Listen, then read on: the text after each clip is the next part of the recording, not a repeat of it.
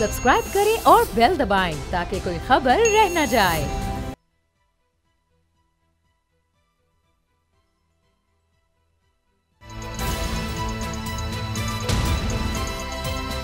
अब पता चला। बिस्मिल्लाहिर्रहमानिर्रहीम, अस्सलाम वालेकुम। मैं हूं मोहम्मद उसामा गाजी और आप देख रहे हैं अब पता चला। सुप्रीम कोर्ट इंतखाबात की राह में हायल तमाम रुकावटें दूर करती जा रही है। इलेक्शन कमीशन की तैयारियां मुकम्मल हैं, मगर सितम यह है कि अब हम शुकूक व शुबहात के बादल पीछा ही नहीं हमारा छोड़ रहे हैं। खबर यह है कि सेनेट ने मुल्क में इंतखाबात मुलतवी कराने की करारदाद कसरत राय से मंजूर कर ली। ये करारदाद सेनेटर दिलावर खान की जानिब से पेश की गई, जिसमें कहा गया है कि अक्सर इलाकों में सख्त सर्दी है, इसलिए इन इलाकों की इलेक्शन अमल में शिरकत मुश्किल है। दिलावर खान का मौक़िफ़ है कि JUI के अरकान और मोहसिन दावड़ पर भी हमले हो चुके हैं। KPK और बलूचिस्तान में भी सिक्योरिटी फोर्सेस पर हमले हुए हैं। इन्होंने कहा कि एमल वली को भी अमन व अमान पर तशवीश है। करारदाद में मजीद कहा गया है कि इलेक्शन रैली के दौरान इंटेलिजेंस एजेंसियों के थ्रेट अलर्ट हैं। सेनेट कहता है कि मसाइल हल किए बगैर इलेक्शन का इनेकाद ना किया जाए और 8 फरवरी के इलेक्शन शेड्यूल को मुलतवी किया जाए। इलेक्शन कमीशन इंतखाबात मुलतवी कराने पर अमल करे। चेयरमैन सेनेट सादिक सिंजरानी की तरफ से 2 बार करारदाद पर रायशुमारी कराई गई और फिर करारदाद के कसरत राय से मंजूर होने का ऐलान कर दिया गया। मुस्लिम लीग के सेनेटर अफनान उल्लाह ने करारदाद की मुखालफत की। तहरीक इंसाफ और पीपल्स पार्टी का मौक़िफ़ है कि इनके सेनेटर्स ने भी करारदाद की मुखालफत की है। करारदाद की मंजूरी के बाद सेनेट का इजलास गैर मुय्यना मुद्दत के लिए मुलतवी कर दिया गया। खबरें यह हैं कि जिस वक्त ये करारदाद मंजूर की गई उस वक्त ऐवान में सिर्फ 14 सेनेटर्स मौजूद थे। दूसरा, इस करारदाद की मंजूरी के बाद अफवाहों का बाजार गर्म है। सवाल ये उठाए जा रहे हैं कि एजेंडे से हटकर ये करारदाद कहां से आ गई। सारी सियासी जमातें इसकी मुखालफत कर रही हैं, फिर मंजूरी कैसे हो गई और इसकी कानूनी और आईनी हैसियत क्या है। इसी से आगाज़ करेंगे। शैला रज़ा साहिबा सीनियर सियासतदान ने हमें ज्वाइन किया है, उनसे इस बारे में बात करेंगे। शैला साहिबा, ये कैसे करारदाद पेश हो गई, कैसे मंजूर हो गई? इसमें तो ये भी मैं देख रहा था, आज न्यूज़ की ये भी खबर है कि जी आपके लोग पीपल्स पार्टी ने भी, जो सेनेटर्स मौजूद थे, उन्होंने भी हिमायत कर दी इसकी। तो 14 सेनेटर्स जी, और सिर्फ 14 सेनेटर्स वहाँ मौजूद थे, तो कोरम भी पूरा नहीं था जी।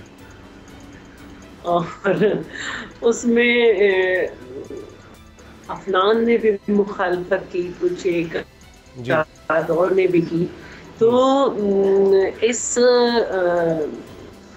कॉन्स्टिट्यूशनल एक वाज़ा आर्टिकल के सामने इस करारदाद की कोई अहमियत नहीं है और इसीलिए इलेक्शन कमीशन की तरफ से भी फ़ौरन वजाहत की गई कि इलेक्शन अपने वक्त पे होंगे। जहाँ तक बात है पीपल्स पार्टी के जो हैं, तो उनके लिए शरी रहमान साहिबा की मैं प्रेस कॉन्फ्रेंस देख रही थी जी, तो उन्होंने ज़रूर देखेंगे कि उन्होंने हिमायत की है या नहीं, और पार्टी फिर उनको पार्टी को वो आंसरेबल होंगे। तो ये सब चीज़ें होती हैं। सम टाइम आपका मेंबर जो है वो अपने इलाके की वजह से कुछ फैसला कर देता है और बात कर लेता है, लेकिन पार्टी जाहिर है कि चेयरमैन आज लाहौर में उन्होंने ख़वातीन की जलसे से खिताब किया है और अपनी कैंपेन चला रहे हैं और हम भी अपनी कैंपेन चला रहे हैं।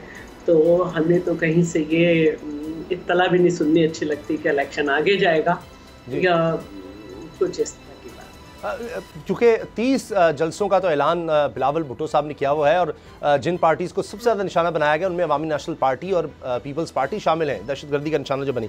लेकिन इस इजलास में सेनेटर दिलावर, बहरमन तंगी, अफनान उल्लाह, गुरदीप सिंह, अब्दुल कादिर, समीना मुमताज़, बिलाल रहमान, नसीबुल्लाह बाज़ई, कहता बाबर, प्रिंस अहमद उमर जई, सेनेटर अहमद उमर, सना जमाली, कामिल अली आगा और मंजूर काकड़ भी इसमें मौजूद थे। अब ताहिरा औरंगज़ेब साहिबा ने भी ज्वाइन किया है, मुस्लिम लीग नून की सीनियर रहनुमा है। ताहिरा साहबा, ये तो करारदाद ऐसे मंजूर हो गई, अगरचे अफनानुल्लाह साहब ने इसको रिजेक्ट किया, मगर ये तो कसरत राय से मंजूर हो गई। नहीं, पार्लियामेंट खुद ईवान बाला खुद नहीं चाह रहा इलेक्शन, ये तो अजीब बात है।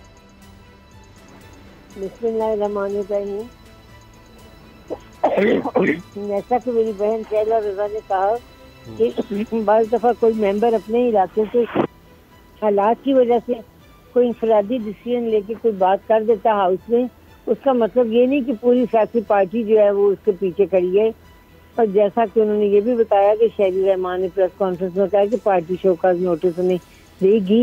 इलेक्शन को आगे ले जाने की कोई भी सियासी जमात हमायत नहीं करती, न खा वो पीपल्स पार्टी हो, PMLN हो या कोई और सियासी जमात हो।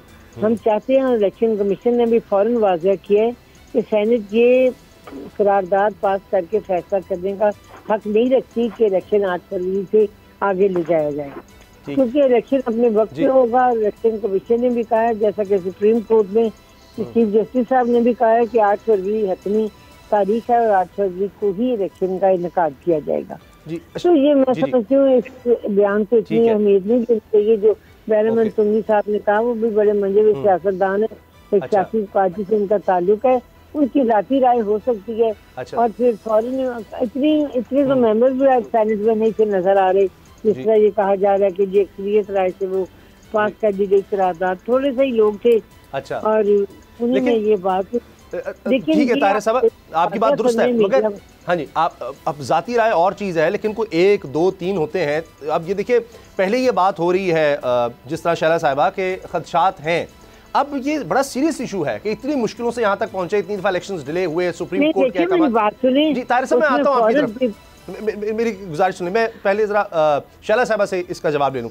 तो शैला साहिबा, देखिए मैं पहले तो ये कह रही हूँ कि 114 मेंबर्स में से सिर्फ 14 थे, यानी कोरम भी पूरा नहीं। जी और एजेंडे पर भी नहीं आया, एजेंडे पर भी ये चीज नहीं थी। तो ये जो हमारे जनाब चेयरमैन सेनेट हैं, ये क्यों इस तरह करते हैं? और ये ना नून लीग ना पीपल्स पार्टी दोनों के साथ पहली दफा नहीं हो रहा कि पता ही नहीं चलता, वो कुछ कहते हैं और अराकीन कुछ और कर जाते हैं, और कहा जाता है जी इसकी इन्वेस्टिगेशन होगी, देखा जाएगा, डिसिप्लिन की खिलाफवर्जी हो जाती है और कोई कुछ भी नहीं कर पाता। कुछ तो है, क्योंकि ये कहा जा रहा है कि एक प्लान है, अगर उस प्लान के मुताबिक चीज़ें नज़र नहीं आती तो इलेक्शन नहीं होने दिए जाएंगे। ये और फिर ये करारदाद सेनेट की तरफ से आ जाए, जबकि पत्थर पर लकीर सुप्रीम कोर्ट कहती है। देखिए मुझे नहीं मालूम कि किस जगह पे किसका प्लान है। मेरे सामने मेरी पार्टी का प्लान है। और एक बात और है, हम बहुत अरसे से वॉर एंड टेरर में, बहुत अरसे से, कुछ अरसे के लिए 20 साल खामोशी हो जाती है, रोक जाता है। तो 8 और 9 दिन के अंदर अगर आप बढ़ाते भी हैं, क्योंकि उसके बाद तो सेनेट का इलेक्शन है, आप एक हद से ज्यादा आगे जा ही नहीं सकते हैं, तो क्या ये सब कवर हो जाएगा? नहीं, हर एक अक्लमंद को पता है। और बहुत ही ये एक है तो उर्दू का लफ्ज, लेकिन बहरहाल बोलना चाहिए कि बहुत ही एक भोंडी सी जिसने ये की है शरारत, वो है। और जिसको कोई भी सियासी पार्टी इस वक्त, PMLN के भी टिकट्स डिस्ट्रीब्यूट हो चुके हैं, अनाउंस हो चुका है, MQM भी अपने काम कर चुकी है, ANP भी अपना काम कर चुकी है, DUI के भी टिकट बढ़ चुके हैं, मैं चैनल्स पे देख रही थी मुख्तलिफ। तो मैं नहीं समझती कि इस वक्त कोई ऐसी बात करनी और सोचने की ज़रूरत है। और बहुत बुरे हालात थे। देखिए 2008 में तो मोहतरमा बेनज़ीर भुट्टो शहीद हुई, लेकिन 2013 पीपल्स पार्टी को तो इजाज़त ही नहीं थी, तालिबान की तरफ से धमकी थी कि आपकी रैलियों को, आपके जलसों को बॉम्ब से उड़ा दिया जाएगा। तो पीपल्स पार्टी तो कैंपेन ही नहीं कर सकती थी, चेयरमैन की एज नहीं थी, जरदारी साहब एज प्रेसिडेंट हाउस में कोई सियासी सरगर्मी नहीं कर सकते थे। तो हमने तो नहीं कहा कि इलेक्शन रुकने चाहिए। तो मैं नहीं समझती कि ये इस किस्म की कोई डिमांड आनी चाहिए। अब ताहिर साहब, JUI तो बड़ा वाजे कह रही है और तसलसल से कह रही है। हम देख रहे मौलाना फजलुर रहमान साहब के बयानात हैं कि अमन-ओ-अमान की सूरत हाल ठीक नहीं है, हमें टारगेट किया जा रहा है। मैं पूछता हूँ इलेक्शन कमीशन किस तरह इस तरह इलेक्शन करवा सकता है, हमारे तहफ़्फ़ुज़ात तो दूर करे। और यही बात करारदाद में की जा रही है। मौसम की बात भी वो कर चुके हैं, अमन-ओ-अमान की बात भी वो कर चुके हैं, हालिया जो अटैक्स हुए हैं इसका जिक्र भी करारदाद में है। देखिए मार्च में सेनेट का इलेक्शन भी होने जा रहा है, क्योंकि आधी मार्च जो है मेंबर्स जो है मुस्तफ़ी हो जाएंगे मुद्दत के मुताबिक। और इसके लिए भी बहुत ज़रूरी है कि 8 फरवरी जो तारीख दी गई है सुप्रीम कोर्ट की जानिब से और इलेक्शन कमीशन की जानिब से इलेक्शन करवाई जाए। अब अगर मौलाना साहब ये कहते हैं कि मौसमी हालात हैं या हम पे अटैक्स हो रहे हैं या दहशत गर्दी का हमें खतरा है, तो ये खतरा तमाम दीगर सियासी में, आज भी आपने देखा होगा रावलपिंडी के अंदर गौरी टाउन में एक हमारे वो थे इसके आलिम-ए-दीन अहले सुन्नत जमात के वो थे मेंबर, और वो उनका जैसे बेईमाना तौर पे दहशत गर्दी के जरिए हलाक किया गया है। ये तो नजर आ रहे हैं हालात, लेकिन इसके लिए इलेक्शन को आगे नहीं किया जा सकता, क्योंकि इलेक्शन वक्त मुकर्रर पर होनी चाहिए। अफरानुल्लाह साहब हमारे जो मेंबर हैं सेनेट में, उन्होंने भी अपनी तकरीर में वाज़ेह किया है। बाकी दीगर सियासी जमातें में लोगों ने भी अपनी स्टेटमेंट से सेनेट में खड़े होकर इस बिल की मुखालफत भी की है और इस करारदाद की मुखालफत की है कि इलेक्शन जो है वो होना चाहिए। अब अगर कुछ लोगों को ये ऐसा हो रहा है महसूस के दहशत गर्दी की वजह से इलेक्शन को थोड़ा आगे किया जाए या इधर किया जाए, तो इसकी आई मीन कोई गुंजाइश मौजूद नहीं है। ठीक है, ये इलेक्शन अब होने हैं।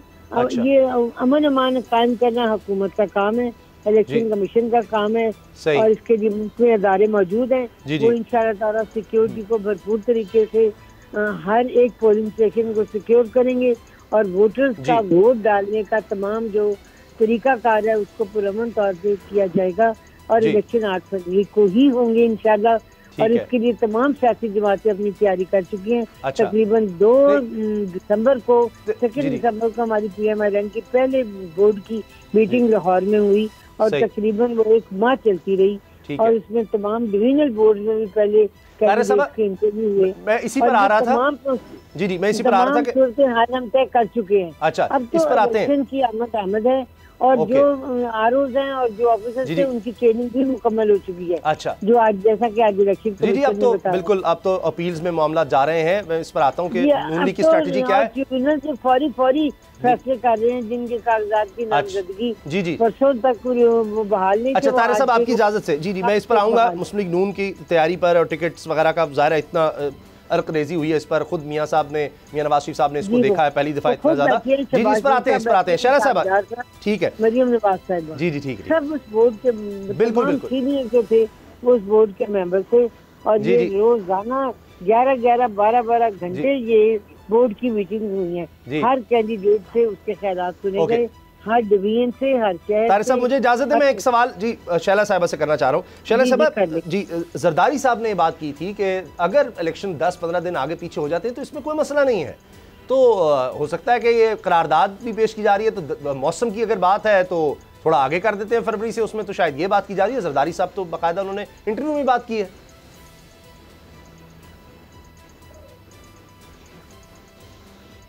जी शैला साहबा, मेरा ख्याल है शैला साहब को शायद आवाज नहीं जा रही। जी मैडम जी मैं सुन रहा हूं। आ रही है। जी बिल्कुल आ रही है। वहाँ पे उन्होंने बहुत ही वाज़ेह तरीके से कहा था कि ये हर हाल में इलेक्शन कमीशन का इख्तियार है और क्योंकि ये लोग मौसम की बात कर रहे थे तो मौसम कोई मसला नहीं है, लेकिन ये करना इलेक्शन कमीशन को है कि वो करे या नहीं करे।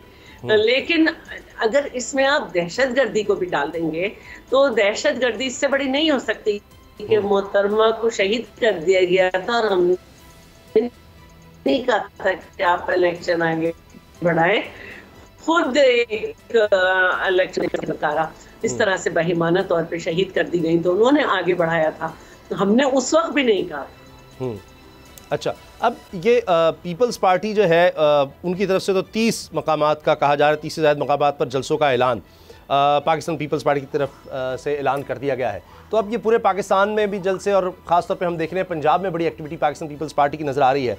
अगर ये कोई कोशिश की जाती है इस तरह से फिर से कोई इलेक्शन डिले करने की किसी हल्के से, अभी तक तो हमें नज़र नहीं आ रहा और लगता ही है कि 8 को ही होंगे, तो पीपल्स पार्टी शहरा साहब फिर क्या करेगी?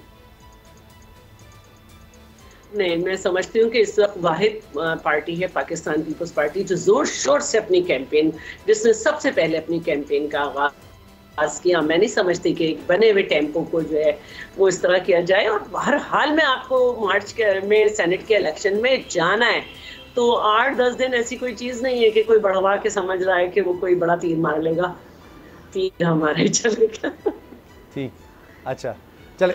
तारिक साहब, अभी तक नून लीग की तरफ से कोई टिकट्स का नहीं बताया गया कि आईपीपी के किन लोगों को एडजस्ट किया जा रहा है, काफ लीग के कितने लोगों को एडजस्ट किया जा रहा है, अपने लोगों का नाम सामने नहीं आया। मरीम औरंगजेब साहिबा ने भी कहा कि जी ये स्पेकुलेशंस हो रही हैं कुछ नशरियाती इदारों की तरफ से, लोगों की तरफ से, मगर ये ज़रूर सामने आ रहा है कि अभी तक मसाइल हैं। लोगों को मनाने की कोशिश हो रही है कि अच्छा आपको नेशनल असम्बली की नहीं मिलती तो सूबाई असम्बली में आ जाएँ, आप सेनेटर बन जाएँ। इस वजह से अभी तक चीज़ें सामने नहीं आ सकें।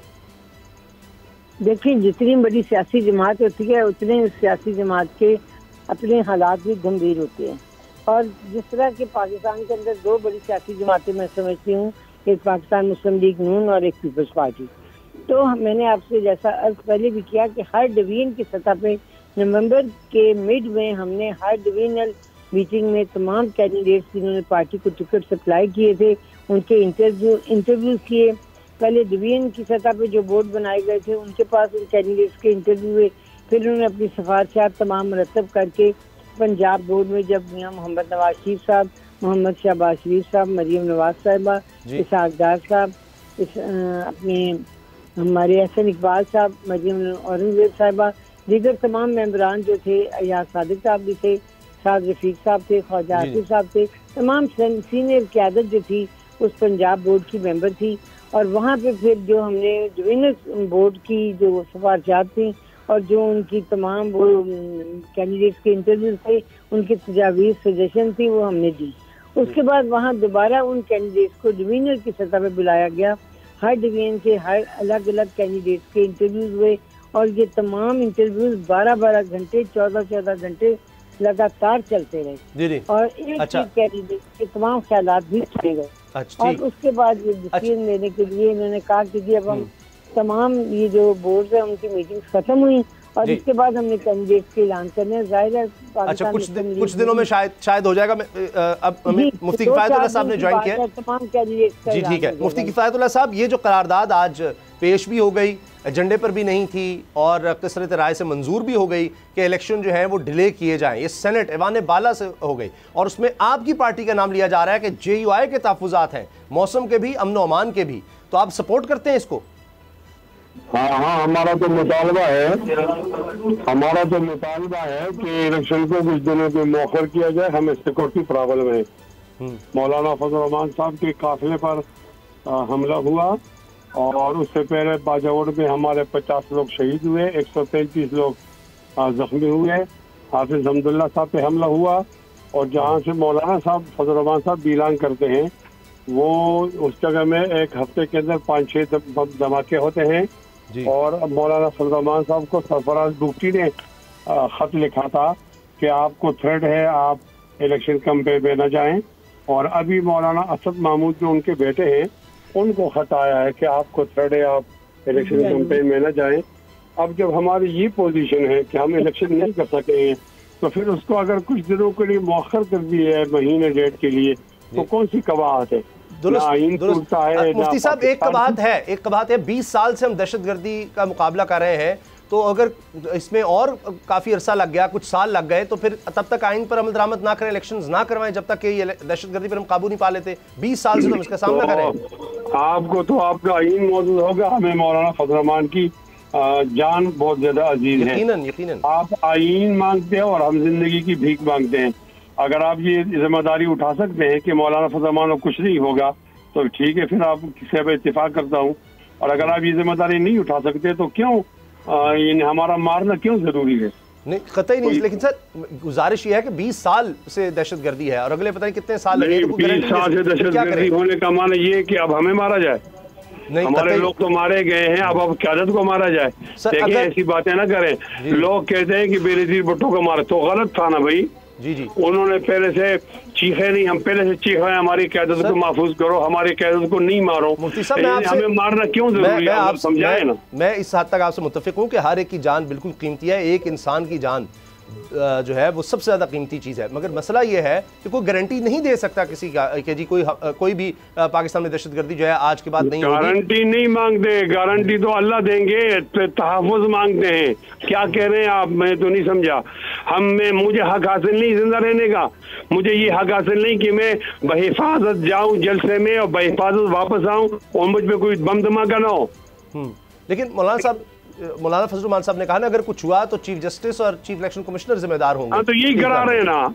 ये जो चीफ इलेक्शन कमिश्नर है इन्होंने खुद कहा है कि 2 सूबों के अंदर हालात ठीक नहीं है। बिल्कुल सही। 2 सूबों में हालात ठीक नहीं है। जब उनसे कहा कि फिर क्या करोगे, हम दुआ करें, इसकी दुआ लगती है। सर्दी को चले सर, शायद 10-15 दिन में इसकी जिम्मेदारी है कि लोगों की जान माल का तहफ़्फ़ुज़ करें। फिर हमारा जज कहता है, अपना काम छोड़ के कहता है कि 8 फरवरी को पत्थर की लकीर है। ये हर एक जगह पे जज मुदाखलत करेगा। आप इदारों को खुला नहीं छोड़े, आईन ही उतारा है। तो जब ये सब चीजें होंगी तो फिर हम इनको टारगेट करेंगे कि हमें कुछ हुआ तो आप जिम्मेदार। और अगर सर ये महीने में मसला हल नहीं होता, 3 महीने, साल, 2-3 साल, तो फिर क्या करें? आप जरा वो तो करो ना, यानी एक दफा आप देख तो लो, अब उसके बाद आप ये कहो कि भाई हमने 1 महीने में किया लेकिन ठीक नहीं हुआ, मजबूरी है, एक दिन देते हैं तो ठीक है। अब भी हम कहते हैं आप 8 फरवरी को नहीं करो, आप 8 मार्च को करो, आप 8 फरवरी को नहीं करो, आप 10 मार्च, इसमें क्या कबाहत है, मैं तो नहीं समझता। चले शैला साहब जी, शैला साहब अब किस तरह फिर इलेक्शन होंगे? जिस तरह मुफ्ती साहब की आपने बात सुन ली है कि उनको पहले उनकी हिफाजत तो दी जाए और जब तक वो नहीं होता तो इलेक्शन नहीं होने चाहिए। और मैं ये समझती हूँ कि अगर सिक्योरिटी इन्होंने हुकूमत से ही मांगनी है ना जी, तो जो 10 मार्च को दे सकती है वो 8 फरवरी को भी दे सकती है। लेकिन वो दे नहीं पा रहे, अगरचे जब मौलाना साहब जाते हैं उनको पुलिस की सिक्योरिटी तो है क्या? तो ये कैसे नहीं, मतलब जो सिक्योरिटी ये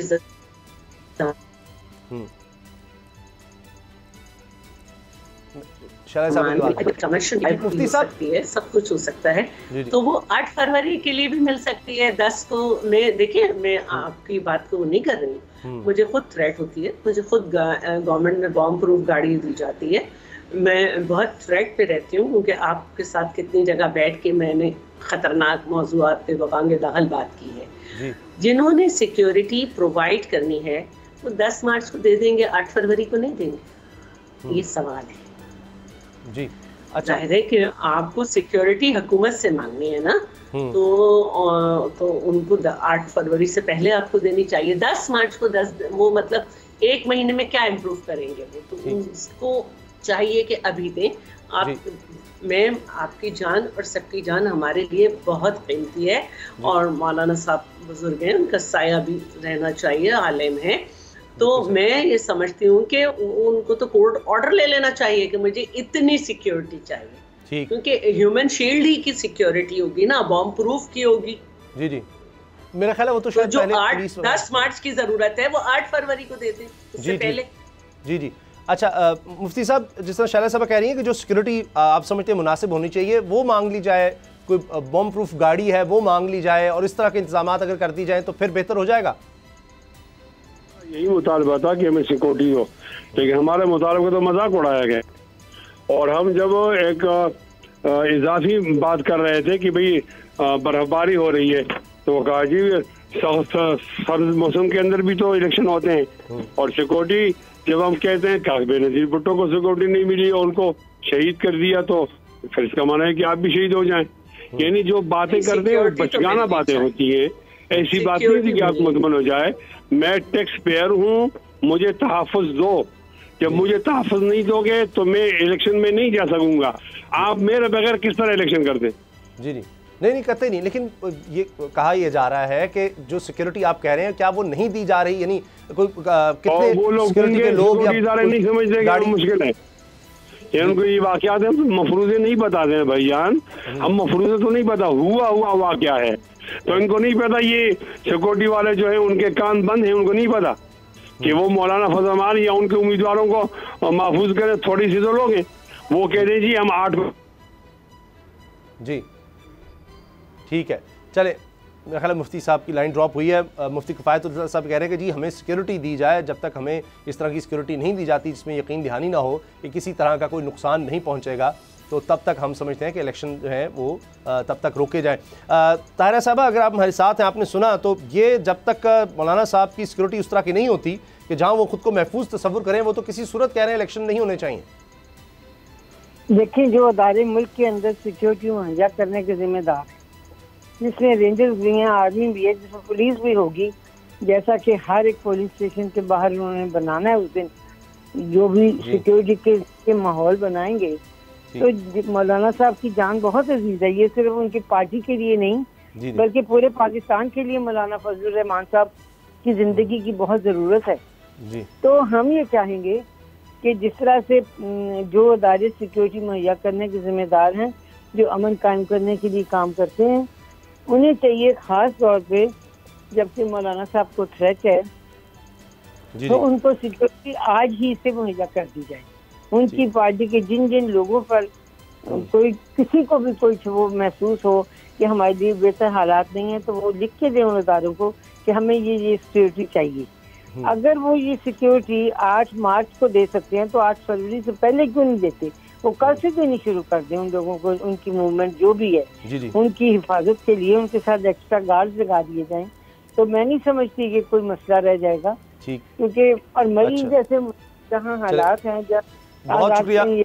मेरा ख्याल है जी यकीनन गार्ड्स उनको दिए गए होंगे, शायद वो समझते हैं उनकी तादाद कम है, इसको और ज़्यादा बेहतर बनाने की ज़रूरत है। तारा औरंगज़ेब साहिबा मुस्लिम लीग की रहनुमा, शैला रज़ा साहिबा पाकिस्तान पीपल्स पार्टी से, और अयतुल्लाह साहब आपका भी बहुत बहुत शुक्रिया। ब्रेक लेते हैं और ब्रेक के बाद बात करेंगे तहरीक इंसाफ के कागजात नामजदगी के उम्मीदवारों के मुस्तरद हुए थे, अब बड़ी तेज़ी से मंजूर भी हो रहे हैं। क्या तहरीक इंसाफ के खदशात जो हैं वो अब दूर हुए हैं, इस पर हम बात करेंगे ब्रेक के बाद। अब पता चला।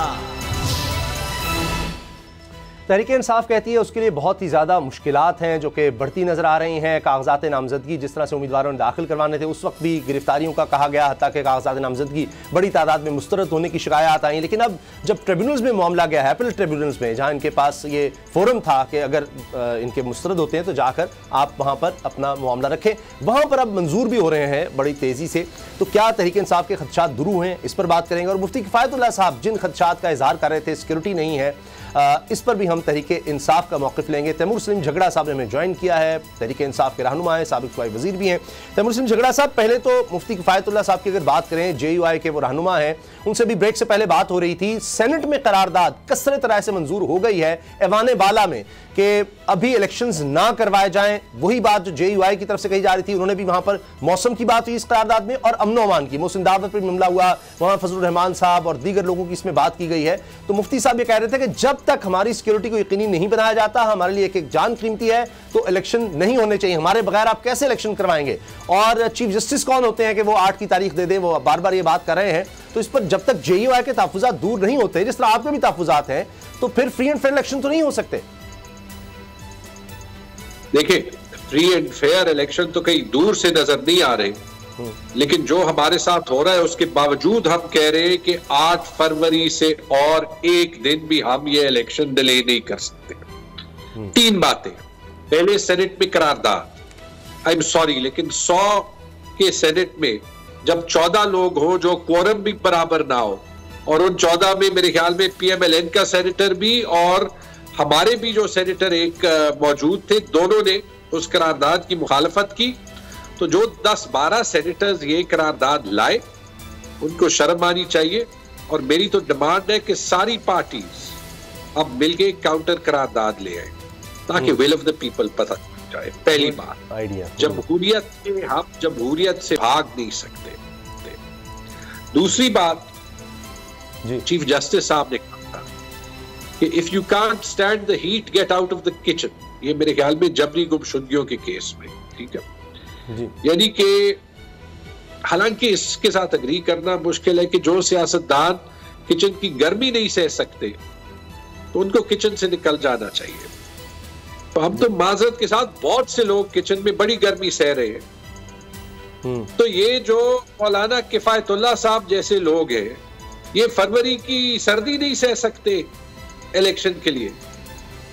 देखिए, ये बात जो है ना आखिर में सिक्योरिटी वाली, इसका भी हल बड़ा आसान है जी। मैं डिमांड करता हूं कि मौलाना साहब को फुल सिक्योरिटी मिलनी चाहिए, और मैं ये इसका हल भी देता जी।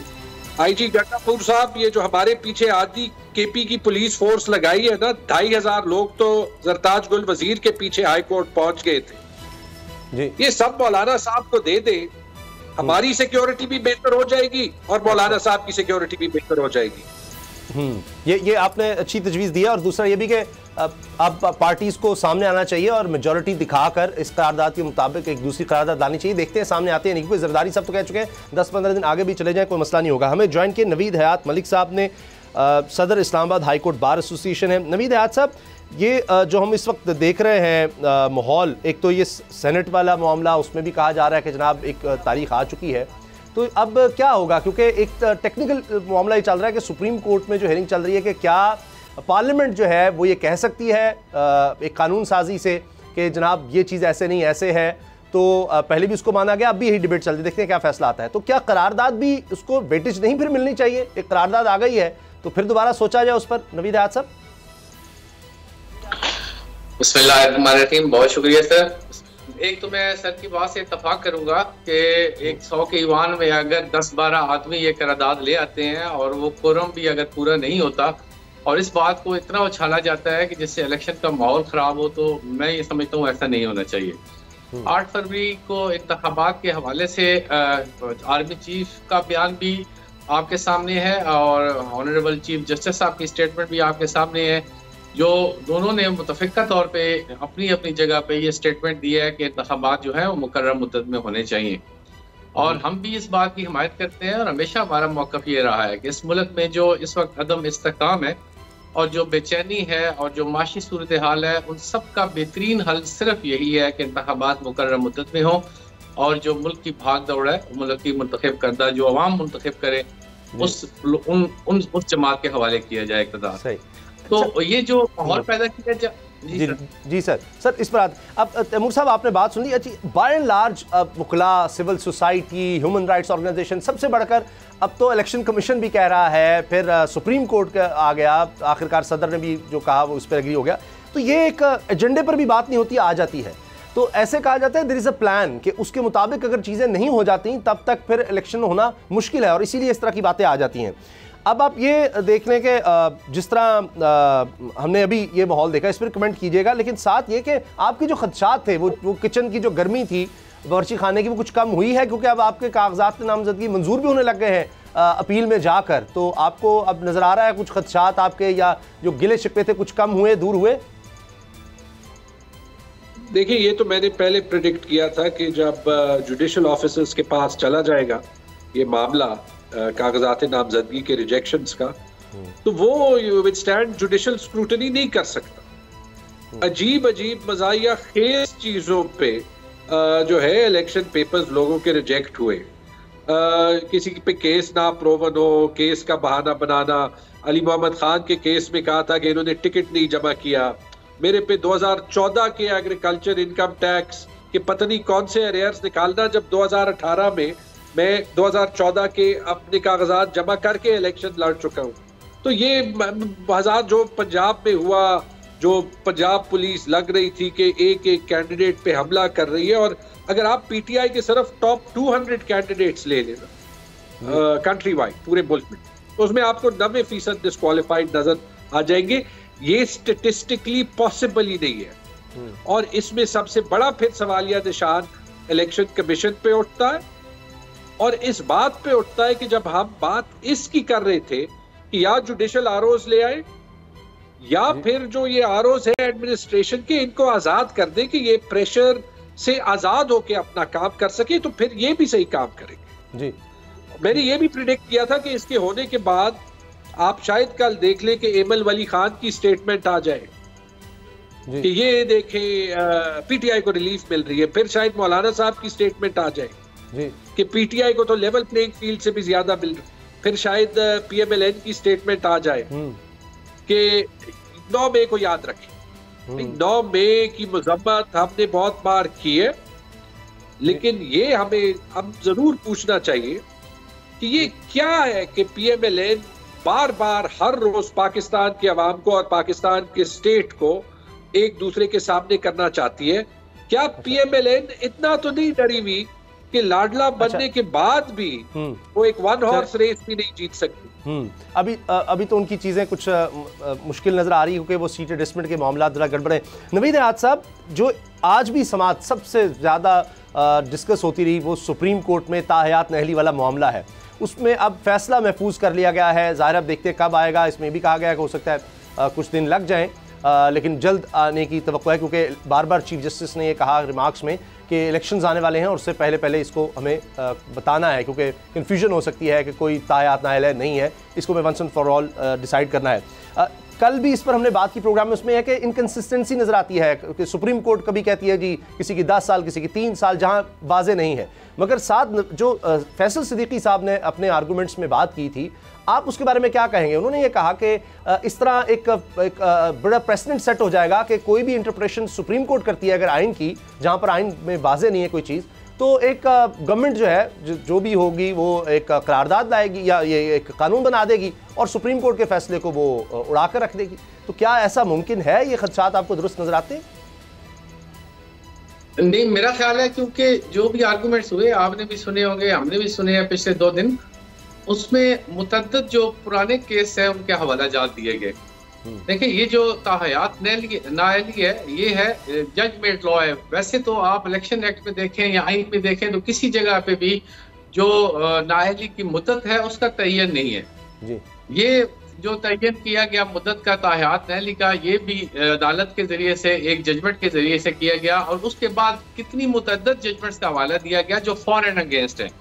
किसी में कहा गया नहीं ये पहले तो इसकी एविडेंस रिकॉर्ड होनी चाहिए थी, सरसी शहादत भी नहीं हुई और इसी तरह वो फैसला कर दिया गया, लिहाजा वो फैसला जो है वो काबिल कबूल नहीं है।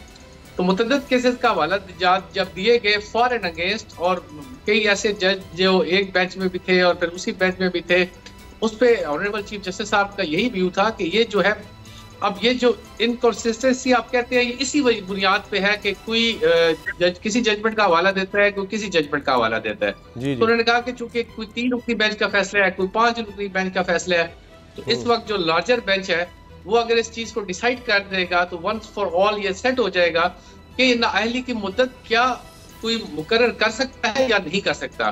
देखिए किसी के किरदार का तयन कोई अदालत नहीं कर सकती। वो उस अदालत में भी कहा गया तो ये तो खुदा की जात करेगी कि कौन किस किरदार का मालिक है। आर्टिकल 62 क्वालिफिकेशन है, आर्टिकल 63 डिसक्वालिफिकेशन है जी। तो अदालत ने इस बात का तयन करना है कि ये अगर इस हवाले से कोई चीज होनी है तो ये पार्लियामेंट ने ही करनी है। पार्लियामेंट इस पे कानून साजी करे, इस पे बताए कि इस पे नाअहली की मुद्दत क्या होनी चाहिए। और मुतअद्दिद जजेस का व्यू भी यही था कि अगर इलेक्शन एक्ट में ये बात आ गई कि नाअहली की मुद्दत 5 साल होनी चाहिए, ये अलग डिबेट है कि वो उसमें आइन में अमेंडमेंट होनी चाहिए या इलेक्शन लॉज में अमेंडमेंट होनी चाहिए, लेकिन अगर वो लोग कर देते हैं तो फिर अदालत उसमें कैसे इंटरफेरेंस कर सकती है। बिल्कुल सही। अच्छा, इसमें एक मंसूर अली शाह साहब के भी जो क्वेश्चन थे, उनके रिमार्क्स थे, उस पर भी सर मैं आऊँगा।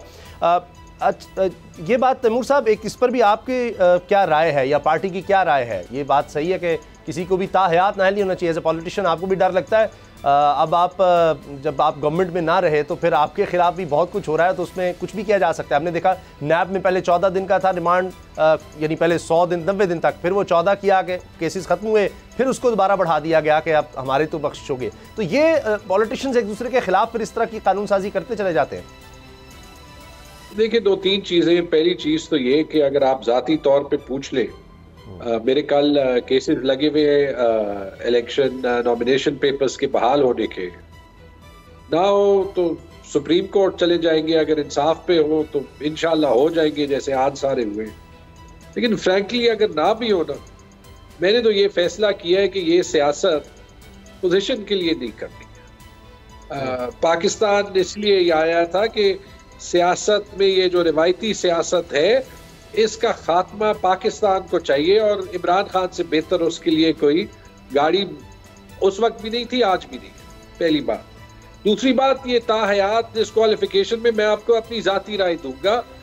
मेरे ख्याल में नवाज शरीफ की ये ताहयात डिस्क्वालिफिकेशन रिवर्स हो जाएगी, कोई फर्क नहीं पड़ता। नवाज शरीफ ने अपनी सियासत जितनी डिस्क्रेडिट कर दी है पिछले चंद महीनों में, वो उनकी ताहयात डिस्क्वालिफिकेशन से उनकी सियासत, उनकी फैमिली की सियासत के लिए कहीं ज्यादा बुरा है। और तीसरी चीज ये कि आई एम सॉरी टू से, लेकिन अगर पाकिस्तान की आप जुडिशियल हिस्ट्री भी देख ले, कोई डिसीजन यहाँ पे परमानेंट नहीं होते। कभी कोर्ट्स जो है वो मार्शल लॉ के खिलाफ फैसले देते हैं, कभी फिर उनके फौर दे देते हैं, कभी ताहयात डिस्क्वालिफिकेशन हो जाती है, नवाज शरीफ वापस भी चला जाता है, वापस भी रेड कार्पेट के साथ आ जाता है।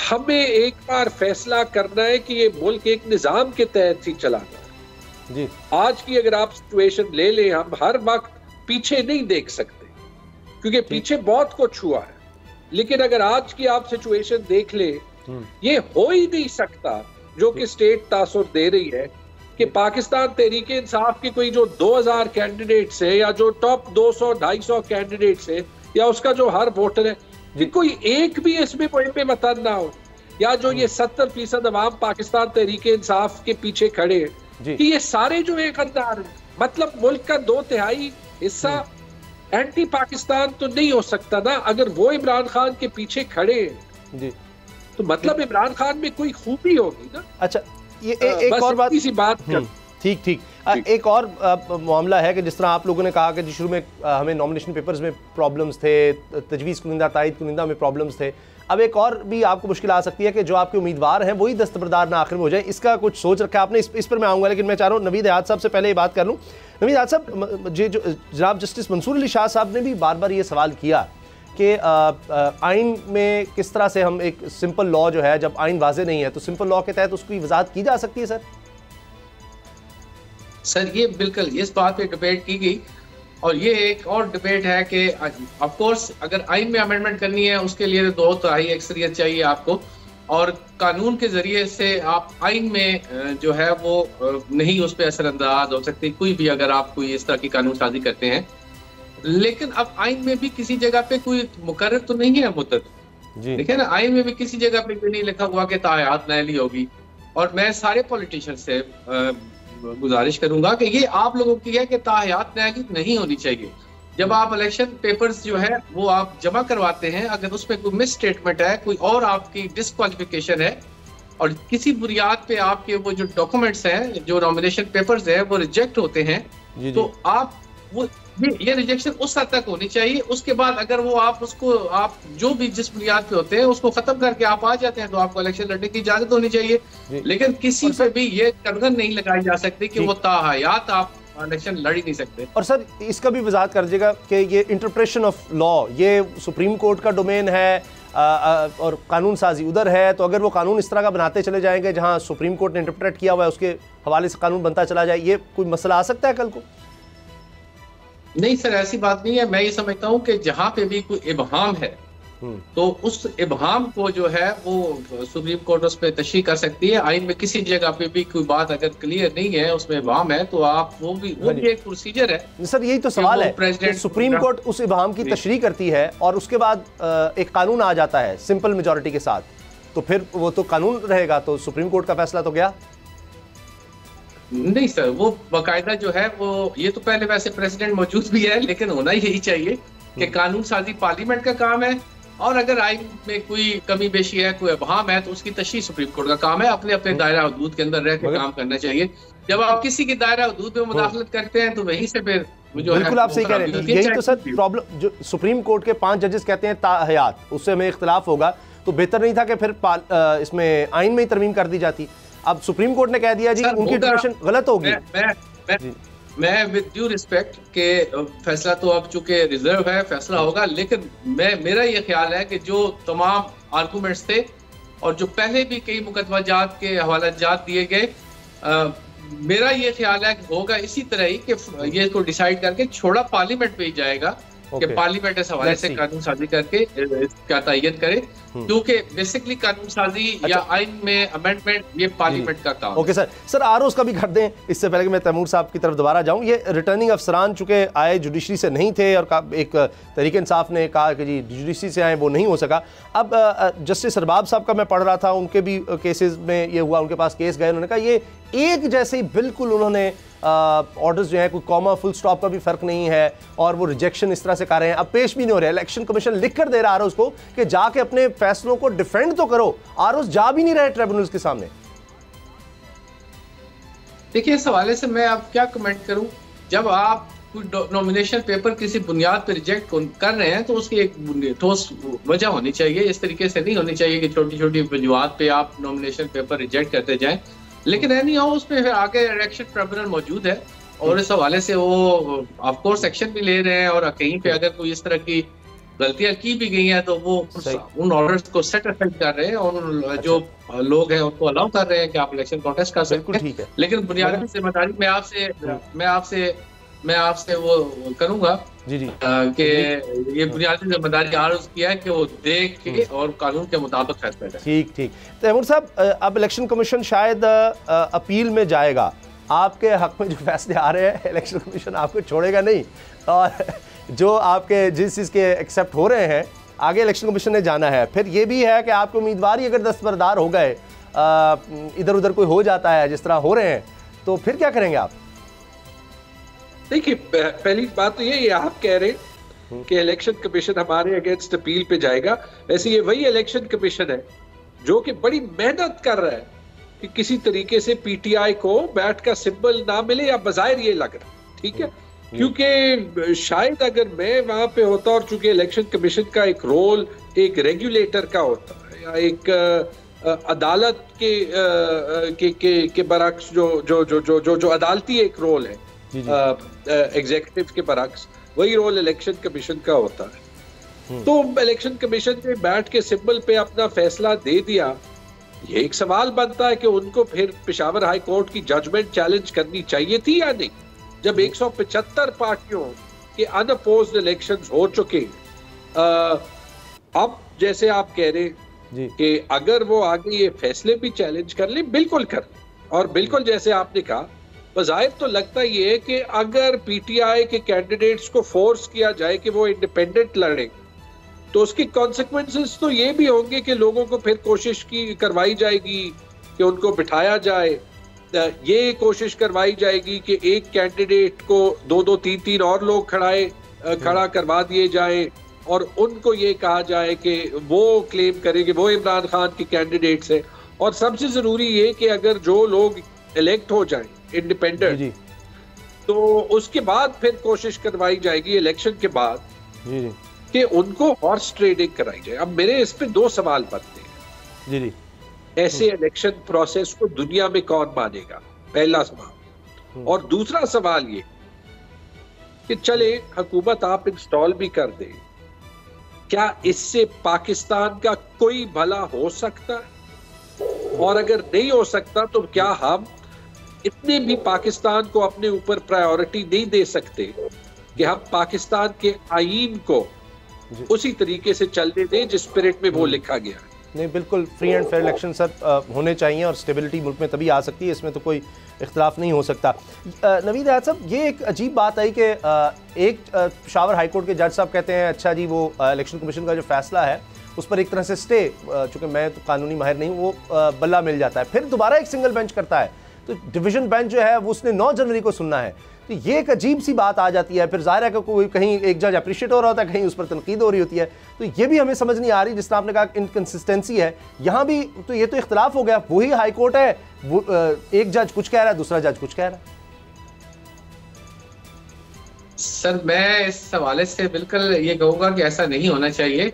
और नॉर्मली हमारी अदालतों में जब एक ही पॉइंट से रिलेटेड कोई केसेस दायर किए जाते हैं तो हमेशा ये कोशिश ये होती है कि वो एक ही जज साहब के पास लगे ताकि कोई कॉन्फ्लिक्टिंग जजमेंट्स ना आए। लेकिन मैं वाकई कि एक जज साहब ने फैसला किया, बजाय इसके कि वो आगे जाके डिवीजन बेंच में चैलेंज होता और फिर जो भी कानून के मुताबिक है वो फैसला करते, उससे पहले एक और जजमेंट आ जाती है। तो ये जो है, ये मैं समझता हूँ ये नहीं होना चाहिए। इस तरीके से कानून के मुताबिक चीजें होनी चाहिए। मैं किसी भी की हिमायत में या किसी के मुखालफत में बात नहीं करूंगा, लेकिन लेवल प्लेइंग फील्ड तमाम जमातों को मिलनी चाहिए। और आज जो मैं कहता हूँ रो रहे हैं, उनको फिर जब पिछली दफा इलेक्शन था तो उस वक्त भी इसी तरह रोना चाहिए था, जब किसी और पार्टी के साथ इस तरह की सूरत हाल थी और उनके खिलाफ इंतकामी कार्रवाइयां हो रही थी। उनके जो सरबराह है उनको डिस्क्वालीफाई किया जा रहा था, बल्कि सिर्फ ना डिस्क्वालीफाई किया जा रहा था बल्कि ताहयात डिस्क्वालीफाई किया जा रहा था। तो ये चीजें सोचनी चाहिए ना। आज अगर वो नहीं सोचेंगे तो कानून के साथ होगा, तो फिर रोने का तो कोई फायदा नहीं होगा। किसी ने यही कहा था ना कि वो जो है, तुमने ही काटे थे हाथ मेरे पिछली जंग में, अब तुम्हारे बाजू कटे तो मैं मदद कैसे करूं। तो जब आप पहले ही आप खुद ही दूसरे के साथ हो रहा होता है, आप हंस रहे होते हैं, तो आपको ये भी ख्याल करना चाहिए कि कल ये आपके साथ भी हो सकता है। तो तमाम सियासतदानों को कुछ बातों पे मुतफिक होना पड़ेगा। अगर इस मुल्क में जमहूरियत को चलाना है और आगे जाना है और इस मुल्क में खुशहाली लानी है, तो सियासतदानों को मुखालफत करें, लेकिन कुछ बातों पे मुतफिक होना पड़ेगा कि हम मिल के इस मुल्क में बेहतरी लाएं। लेकिन अगर एक दूसरे की टांगे खींचते रहेंगे तो फिर ऐसे ही बिल्कुल सही है, बिल्कुल बहुत अच्छी बात है। नवीद आजाद साहब बहुत शुक्रिया आपका, तैमूर झगड़ा साहब आपका भी बहुत शुक्रिया। अच्छी बात की नवीद आजाद साहब ने कि जी आज जो मुश्किल में, इनको याद रखना चाहिए माजी में जब कोई और मुश्किल में था तो ये क्या करते थे, और आज जो इस वक्त बड़े खुश हो रहे हैं किसी को आज मुश्किल में देख के, तो वो ये सोच रहे हैं कि मुस्तकबिल में उनके साथ क्या हो सकता है। प्रोग्राम देखने का शुक्रिया, इजाज़त दीजिए, अल्लाह हाफ़िज़।